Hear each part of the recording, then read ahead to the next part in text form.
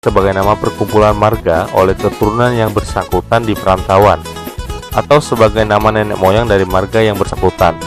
Misalnya, marga Lumban Toruan, komparan dari Borsak Siromonggur. Perlu dicatat bahwa mayoritas orang yang bermarga Lumban Toruan memakai marga Sihombing, sedangkan yang bermarga Silaban, Nababan, dan Hutasoit hanya sedikit yang memakai marga Sihombing. Mengingat keturunan dari masing-masing marga telah banyak jumlahnya, maka sejak puluhan tahun yang lalu telah disepakati oleh keturunan dari 4 bersaudara, Silaban, Lumban Toruan, Nababan, dan Hutasoit untuk boleh saling mengawini.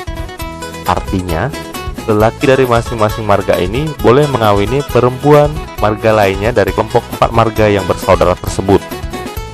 Persetujuan nikah tersebut di dalam upacara tas-tas bombong.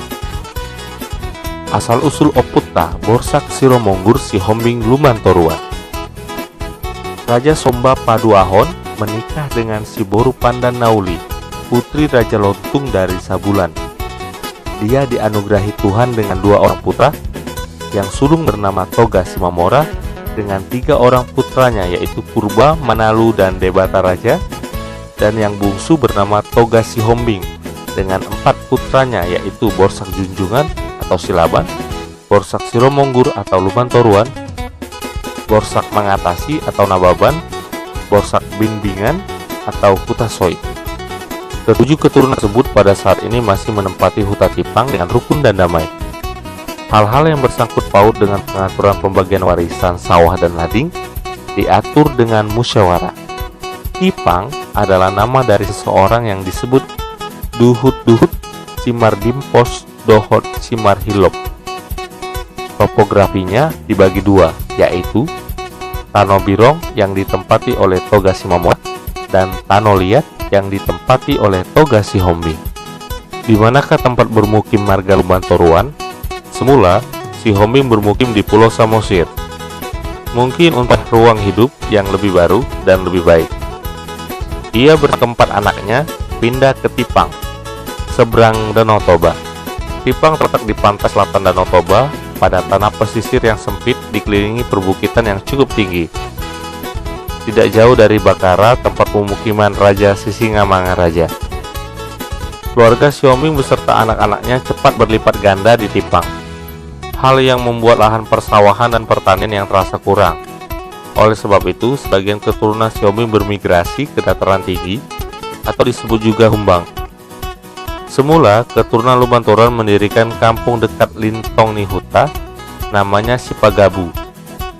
Dari Sipagabu, secara bertahap keturunan Lumban Toruan berpencar di daerah Humbang, seperti Lintong Nihuta dan sekitarnya, Bahal Batu dan sekitarnya, Sibaragas dan sekitarnya, Sipultak dan sekitarnya, Butar-Butar dan sekitarnya.